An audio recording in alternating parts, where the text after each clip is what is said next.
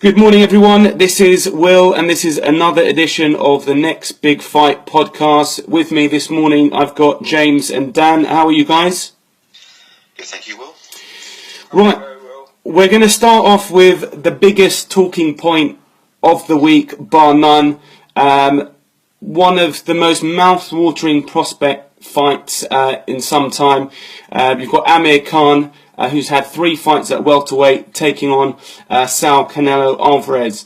James, we'll start with you. What are your thoughts with this one? Did it come as a surprise to you when the fight was made? Very surprising. Very surprising, but it's the biggest fight out there at the moment, isn't it? I know people are going to criticise and say the weight difference is too big for Khan and he won't be able to handle it, but I think he can win.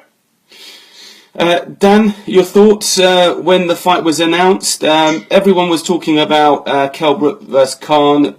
The June the 4th date was mooted. It seemed almost like a formality that fight would get made or that Khan would take on Garcia. Has this come completely out of left field? Yeah, I didn't see this coming at all, really. I thought at one point it was looking good to be Brook and even Garcia to So Garcia was ordered by the WBC to defend against Khan by June. So that was kind of the route I thought they were going to go. Yeah, big surprise, but props to Khan. It's a big fight for him to take, and also a bigger weight. So, well, before we talk about how that fight will pan out, and I'll come to you first, James. Khan had a number of options on the table by the looks of it. He was mandated to fight Garcia. Both Al Haymon fighters, WBC threw their weight behind it. That fight looked like it could have been made. And then you also had the Kell Brook scenario. Again, Eddie Hearn was talking about the fight edging a little bit closer. He had those 2 fights essentially on the table. Why do you think he went for Canelo at a higher weight? It's a tough one to answer that because you would have thought he would have stayed at his actual weight. I mean, surely Canelo is the most difficult opponent of the 3. Yeah, I was going to say that actually. I think of the 3, he's the most difficult opponent, and he's the biggest name of the 3. So you can't criticise him because he's went for the biggest fight. But I'm surprised he didn't ask for some sort of catch weight in the fight. I'm surprised it's at 155. Well, that's interesting, but also it will be interesting to know whether there is, in fact, a rehydration clause. We know that Canelo likes to come in a lot heavier on fight night. Dan, were you surprised with Khan's selection of Canelo? He had those 3 opponents, Canelo being the hardest. I'm very surprised, actually. I thought actually really it was Garcia that he really wanted the preferred route. I didn't see this fight materialise, and tell the truth. It's kind of a fight where Canelo's really got nothing to gain from it. It can't be the smaller fighter. But no, I'm just checking as well. I mean, there's a catch weight at 155, I believe. That is correct. For this weight, strange again. How these fighters like to do that. I don't believe in catch weights personally, but I know it's a big jump for Khan. But again, props to him. It's a big fight, big jump up, and yeah, very surprising. I think everyone's in agreement, Dan. Khan is displaying massive balls at the moment, and massive credit to him. Let's talk about the fight and how potentially it can pan out. So we'll start with you, James. How does Khan win this fight? He's going in as the underdog. Everyone's writing him off. I'm seeing loads of memes online ridiculing Khan. How does Khan win this fight, James? Speed and movement. That's how he wins. He gets in, gets out, listens to Hunter all night, and he can win this fight. I'll point out 3 fights that makes me think he can win this. 3 fights where Canelo's fought people with movement and he has struggled. One of them was, the first fight was with Austin Trout. And yes, he won that fight, but them cards, I don't know where they got them from because I thought it was like a round or 2. It was a close fight. Next fight, Floyd Mayweather. He never won a round in that fight. He got his head. How that fight was called, I was at that fight, James, and how that fight was called the draw, I'll never know, but carry on. Yeah, I do not get that one to myself. That was called a draw, but the judge was called CJ Ross, and she did. And we never heard from her ever again. But that says a lot. Sorry, Dan, you were saying, mate? And the third fight I'm going to come to is the Lara fight. Everyone has mixed opinions about this, who won the fight, but he struggled with Lara a lot of the time in that fight, but he did catch up to him. He done really good body work in the end. It was really hitting the body a lot in that fight in the end. But you're looking at 3 fights there with movement where he struggled, and personally I think he lost 2, and he just about got one win against Austin Trout. So that's why I think. So James, you're saying speed, movement beats Canelo. Dan, surely that's not going to be enough against Canelo. Surely he's going to have to get Canelo's respect with some punching. Does his lack of punching power put him in a weaker position? Yeah, of course. I mean, let's not forget, obviously, he's big.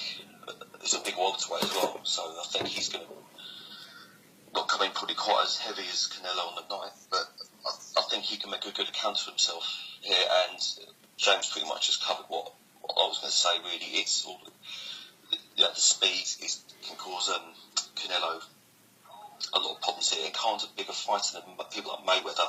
Granted, he's not as skillful as Mayweather, but writing Khan off, I think, probably a bit harsh. But yeah, I think he's something you can definitely do here. Well, we all hope so. I think personally, it's a very, very difficult fight. He's definitely the most difficult opponent of the 3. I thought he was going to go. Sorry. Sorry, Canelo is the worthy favourite. He is. Can I just ask you this one question? Though you said about the power thing, that bit. Of them 3 fighters I've just mentioned, do any of them have real power? Of the 3 fighters that caused Canelo problems, you mean? Yeah. Did any of them have power? Because none of them now knockout merchants. I agree with Dan. Lara's got some reasonable power. Mayweather hasn't knocked anyone out since that Victor Ortiz incident. But no, I agree with you, lads. I think that Canelo will go into the fight a favourite. But if Khan boxes like he did against Devon Alexander, granted Alexander is an inferior opponent, I think he'll have a great chance. It's a massive risk, but at the same time, and we'll go on to our next topic here, if he does lose the fight against Canelo, then you've still got Kell Brook. So let's start with you, James. How disappointed, how gutted must Kell Brook be thinking? Well, I haven't seen the interview properly, but I know someone put it up about Eddie apparently nearly crying when he found out that Khan was fighting Canelo. I can imagine Brook was exactly the images of Brook from the interview looked like his cat had just died, been slapped across the face with a wet fish. Whatever you want to say, he was disappointed. Is he right to be disappointed? Should Khan have gone down the Brook route? No, to be honest with you with Brook, he's got all his eggs in one basket. That's his problem. He's like, if I haven't got Khan, I haven't got no one. There's other fighters out there. Why can't he go for other fighters? I mean, that's a very good point, James. If you're Team Khan and you're negotiating with Team Brook, now he has put his cards on the table, Brook. He hasn't talked about any other opponent. He didn't push. He wasn't vocal for fighting the winner of Garcia Guerrero or the winner of Thurman Porter. Everyone in their right mind knows that he wanted Khan, and that was the only option. That would have strengthened Khan's negotiating power and weakened Brooks. Now, in hindsight, and I bumped into Johnny Nelson the other night, in hindsight, should Brook not have just accepted the $2.5 million that Khan was offering? Yes, it was a much lesser sum, but he would have at least got Khan in the ring. Have to say now he should have accepted it, really, shouldn't he? But like I said, there's still fighters there. He needs to leave Eddie. That's what he needs to do. He needs to leave Eddie and go over to the States, because that's where all the big fights are. He's not going to get anyone over here. He'll get someone reasonable over here, but he's not going to get the big names over here. That's what. Sorry, John, that's correct. Look, Well, sorry, so at least Selby, James, to go are obviously the perfect examples of fighters going over there for bigger fights, for the bigger purses. So maybe that's something that Brooke might look at. It is, again, strange touching on it, why obviously disappointed with the Khan fight. Brooke hasn't really kept any of the options open, called any of the fighters. The Garcia fight right now makes perfect sense. Well, it's interesting you should say that the power of Al Heyman. He got Guerrero a title shot against Garcia off the back of a number of poor performances and $1 million. So if you're Kell Brook right now, knowing that the vast majority of the key welterweight fighters are with Al Heyman, surely you're going to jump ship then? Well, plus, yeah, and let's just say he does get defeated by Garcia. As you just said, prove the loss doesn't mean the end of it. He'll get you another shot. So it's a good route for, because Brook is a talented fighter, and I just think he is wasting his potential.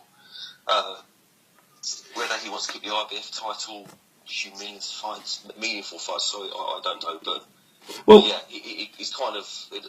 Well, we'll talk. Rock and hard place. Absolutely, and talking about the Al Heyman, the Eddie Hearn scenario, I read a tweet the other day. Someone criticising Eddie, saying that he's progressing fighters extremely slowly, terribly slowly. Surely this is the best example of that. He could have thrown Brook in with Bradley, turned it down. At one point he was actually offered Pacquiao, turned it down. We saw what happened with Devon Alexander. Eddie Hearn has recently come out. I know you want to chip in, James. Eddie Hearn has recently come out, and to his credit, he said, the pressure's on me. I now need to deliver Brook a marquee fight in the summer. So, James, who does Eddie Hearn go for? He's losing a little bit of respect. Who does he target for Brook in the summer? There's plenty of options. You've got Garcia, you've got the Thurman Porter winner, you've got, obviously, Bradley after he finishes his fight with Pacquiao. But you know what I think is going to end up happening, and I said this earlier in the week, he'll end up having a rematch with Porter. That's what I can see happening, because he's not taking steps forward, he'll take another step backwards and have a rematch with Do you think that will appease the fans, James? Because as you've described it, it's a step back. So will that appease the fans if he goes for Porter again? You just look how his careers went. Can anyone tell me right now that he's not going to end up doing that? Do you honestly think he's going to take any of them big fights? He actually saw Porter last week saying he wanted the rematch against Brook. So, well, without opening up a massive can of worms, guys, I had Porter winning that fight by a round, and I did as well. I would like to see that fight again. But James, do you see the Porter rematch happening if Thurman wins? Surely Thurman should be the target for Brook. Yeah, that's what I'm saying. Either way, whatever happens in that fight, I can see him having a Porter rematch, because that's just the way his career's going. Is what I was going to ask as well. Is it right to blame Eddie? Is it Kell turning the fights down, or is it Eddie turning the fights down? Is he not willing to fight these guys? I think it's a bit of both, really, isn't it?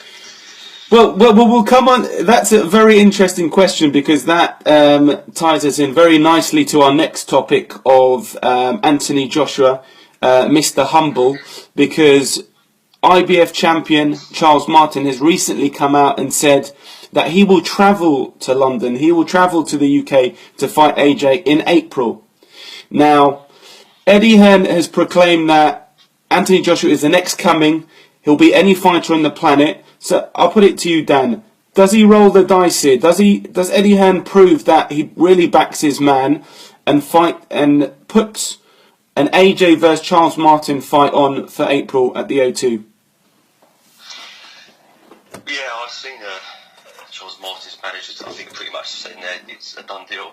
Whether that's true, I don't know. But yeah, I mean, it would be a massive risk. It would be a massive step up. But it would. But you know, it's actually, I know Charles Martin is a world champion, but it's definitely a fight I think Joshua can win at this stage. But personally, I wouldn't want to see it as soon as that. A lot of people out there would go, why? You know, Joshua's looking devastating, blah blah blah. But I'd be surprised if they take it. Okay. What about yourself, James? Does Eddie Hearn roll the dice? I mean, he's been heavily criticised for not getting Khan in the ring with Brook.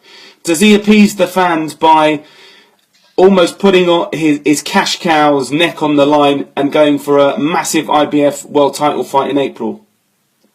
Yeah, I don't actually think it's that tough of a fight, if I'm honest, right now, because what has Charles Martin done so far in his career? You know, I know you're going to say, yeah, he's an IBF champion, but Blaskov, the fight was over in 3 rounds. He done his knee in. So it's not like he proved. In fact, James, sorry to interject, James. He was winning the fight. I think that's fair.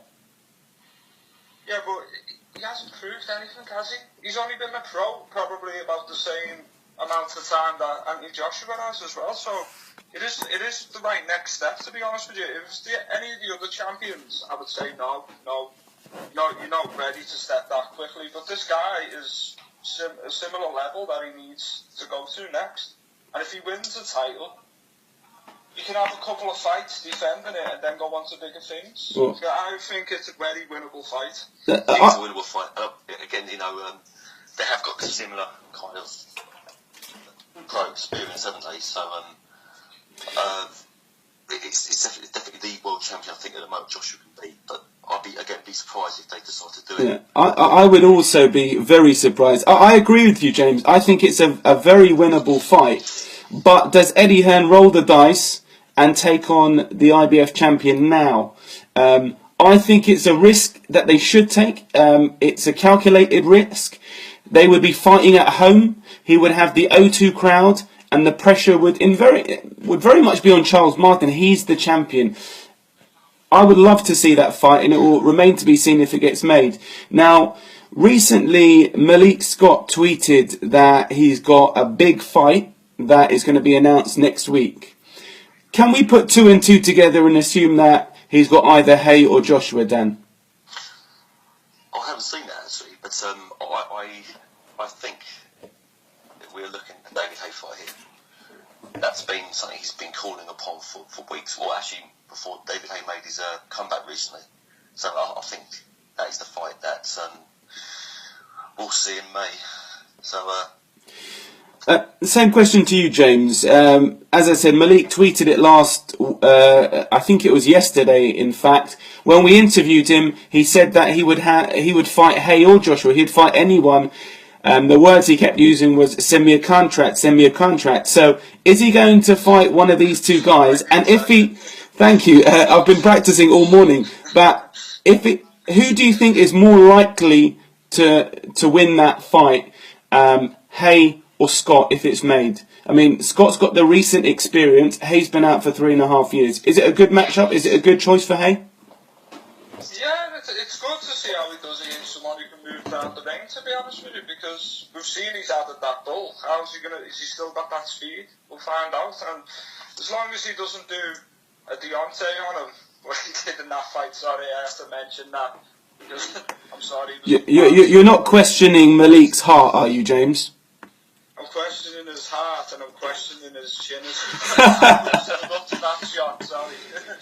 But another one that I could possibly be, I was just thinking here when you were talking about it, maybe Luis Ortiz. Do people keep pulling on him? Well, that's a very good point. And let's talk about that now, because Dimitrenko, who's pulled out of the fight against Luis Ortiz, and Ortiz is in the no one wants to fight me club. So again, could he be a possible opponent for Hay Joshua, Dan?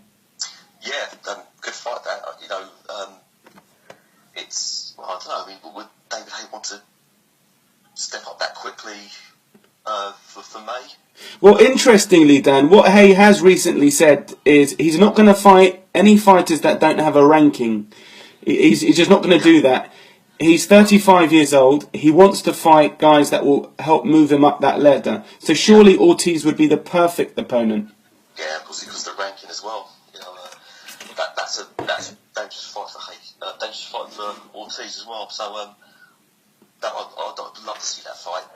But obviously on the heavyweight note, I saw last night that Robert Helenis was on about big news coming soon from his camp. Oh, okay. So I saw last night. So there's a lot of fighters with no fights announced and a lot of big news happening. Yes, so maybe Lane is indicating it could be Hay or Joshua here. So time will tell, but no, it's great scene at the moment. Well, let's talk about a heavyweight fight that is going to happen, and we'll start with you, James. Pulev against Chisora for the European title. Exciting fight. Yeah, I like this fight. I mean, me and Dan were having a little talk about this the other day, saying why did he take this fight when he could have had Anthony Joshua? Do you know what? I've got to give him his due. He's not accepting being the gatekeeper already. I know, you're going to say, he was horrible against Fury, he was. But apart from that, he's been competitive in every fight he's ever had.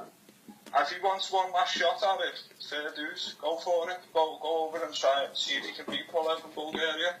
Well, it's interesting you talk about him not wanting to be another beaten fighter against AJ. Apparently, he priced himself out of that fight. Maybe he thought it was a fight that he couldn't win.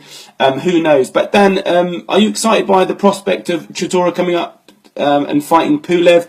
Pulev has got a great record. Yes, got knocked out by Vladimir Klitschko. Is this a fight that Chisora can win? Yeah, I think Chisora's maybe slightly limited to the other guys in the division, but he gave a really good account of himself. Against the top boys, he's only ever lost to Fury, Klitschko, and David Hay. But it's a good fight. I like this one, but it's surprising in the sense he wanted to go out to Bulgaria. Literally, he went to Bulgaria to fight him for a fraction of the money he would have got fighting Joshua in London. Maybe there was something in the Joshua fight he didn't like. Maybe the financial aspect, or just didn't think he was a fight he could win. I don't know, but a good fight. Hopefully we get to see that. It's a great fight. I think it's a great test for Chisora, and I think if he wins the fight, it opens up a lot of doors and throws him right back into that heavyweight mix. Now, last topic before. Just one question. Go for it, James. Just before we go off this one, did Pulev get a bit exposed against Klitschko? Is that why Chisora fancies it? Well, it's interesting you should say that, because I thought Pulev was doing pretty well in the early rounds. He was catching Vladimir, but I think it was just a case of a bigger fighter will always beat a smaller fighter. He kept him at range, and even the left hook that dropped Pulev, he threw it from range. He seemed like a mile away. But I think it's a fight that Chisora can win, don't you, James? Yeah, I think he can win. I've got to admit, I'm also thinking Pulev can pull it off in that, because I remember his performance against Tony Thompson. Even though you could say Tony Thompson's a bit over the hill, he done well in that fight. So, but it is a winnable fight. Well, I think both fighters see weaknesses in the other. I mean, both keen to take it. So, and it's also, I think it's a good. The styles will gel in this fight. They're both busy, big punchers. So. No, good fight. Yeah, absolutely. I don't think we should be too surprised that the fight has got made, and they're both signed to Sauerland Promotion. So, but it's a great matchup, and the winner can be thrown into that heavyweight mix. Now, before we wrap things up, last topic or last news is the fact that Guillermo Rigondeaux will be coming to James's city of Liverpool to fight Jazza Dickens. Now, we'll come to you first, James. Did you think this was a joke when the tweet came out? Did you think, surely, Rigondeaux is not coming to Liverpool to fight Jazza Dickens? Yeah, there was actually one of my mates who texted me and said Dickens is fighting Rigondeaux, and I was like, what? I was saying what? I think even Dickens thought it was a joke. I mean, he's a good fighter, Dickens. So I mean, he's a good British level fighter, but against the best in the world. I mean, I think he wouldn't last long against someone like Scott Quick and Carl Frampton. So, but on the other hand, it's great to have a talent like that come over to Liverpool. Might be the only chance I'll get to ever see him live. Absolutely. In all seriousness, everyone highly regards Rigondeaux as one of the best pound-for-pound fighters. Is this a great coup by Frank Warren, Dan? He's faced a lot of criticism recently in terms of the quality of the cards. Surely we have to give massive credit to Frank Warren for pulling this off and getting Rigondeaux to travel to Liverpool. Oh, it's brilliant. That's what James was saying. It's great for the people of England and Liverpool to see a talent like Rigondeaux over here. It really strengthens up that card, and I think ticket sales now will be flying. Also, from Rigondeaux's point of view, he just wants to stay busy, and with the likes of Quigg and obviously Frampton fighting around about the same time, it's good to sort of keep his name in the frame and maybe build towards a fight for that.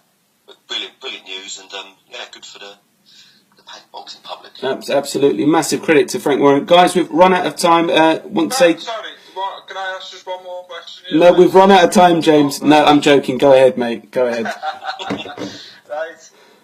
Quigg Frampton's happening, isn't it, at the end of the month? Do either of them go in with Rigondeaux if they win? Well, they have to. I believe they're mandated. The winner must fight Rigondeaux.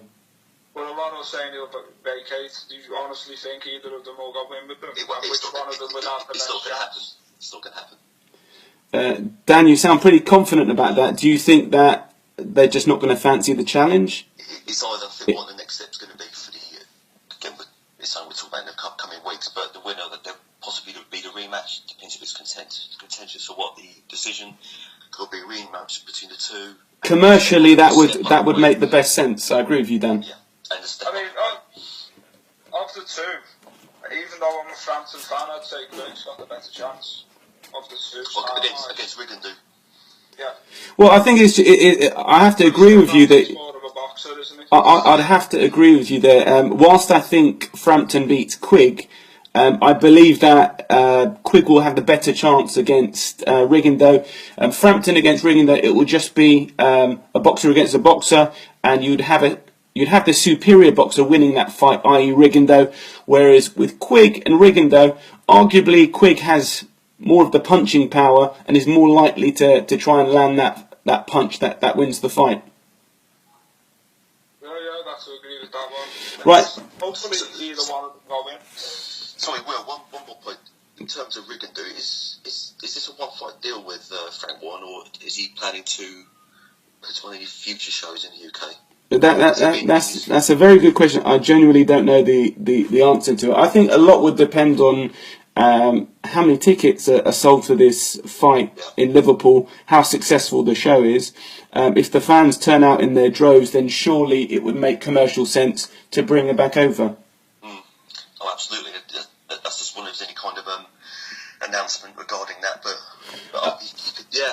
big crowds here, you can make a lot of money. So. Absolutely, it'll be exciting to see him over. Right, lads, we've run out of time, so thank you to James and Dan. We will all be back next week for another edition of Next Big Fight podcast. Thank you for listening.